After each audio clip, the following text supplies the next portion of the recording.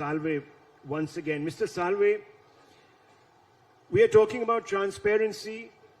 Do you believe the government too needs to be transparent? For instance, if it chooses to return a file to the Supreme Court, collegium of a judge who has been nominated or cleared for appointment, should the public also not know why the file is being returned?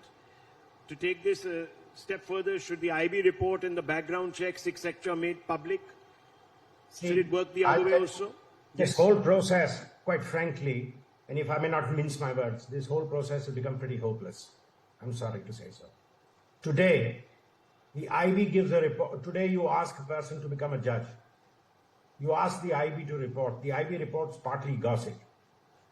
Do you want that to come in public domain? I don't want my personal life to come in public domain. I may not even want to be a judge.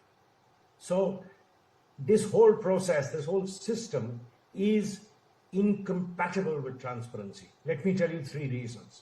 First of all, and this is my firm belief, all judicial institutions hear cases in public, recess into their chambers and deliver judgments. What goes on inside chambers is never, ever the subject of public scrutiny. And if somebody was to ask a judge in your meeting, when you arrived at a consensus or dissent, what did you discuss? It would be the worst form of contempt, because you're trying to undermine the judiciary.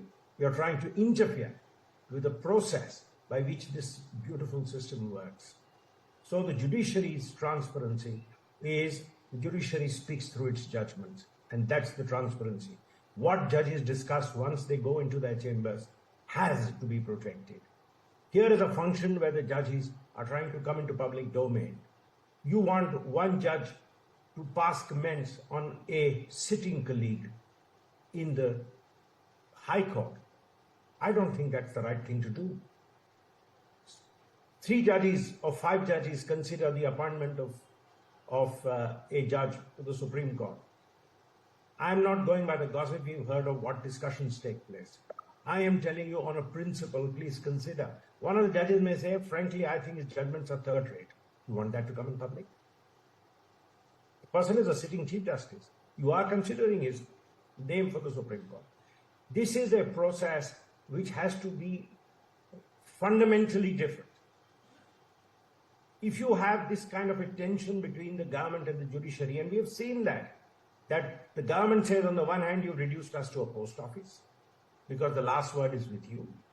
Many times, late Mr. Jaitley used to say, don't blame me, I'm the post office. I receive the file, I send it to the High Court, I get the file, I send it to them. In a situation like this, who takes responsibility? It's the court which has to today take responsibility. And in that, I don't think this system is compatible with the kind of transparency which you must have in the appointment of judges. We have to think of another way in which it is done and in which the sanctity of a person's integrity is maintained. Look at the American system. You know, if you're agreeing to be appointed a Supreme Court judge, you will have a Senate hearing, and that Senate hearing can be excoriating. All sorts of things come up in a Senate confirmation proceeding. That's one system. Will it work for us? May not work for us. We have to find some institutional mechanism by which the institution and not our court does this job. Otherwise, the judges are bringing themselves and their internal confabulations into public domain. The judges are bringing on public record what they feel about each other. The judges are bringing on public record what their personal opinion is of the merits of other sitting judges. And I don't think that's a good thing to do.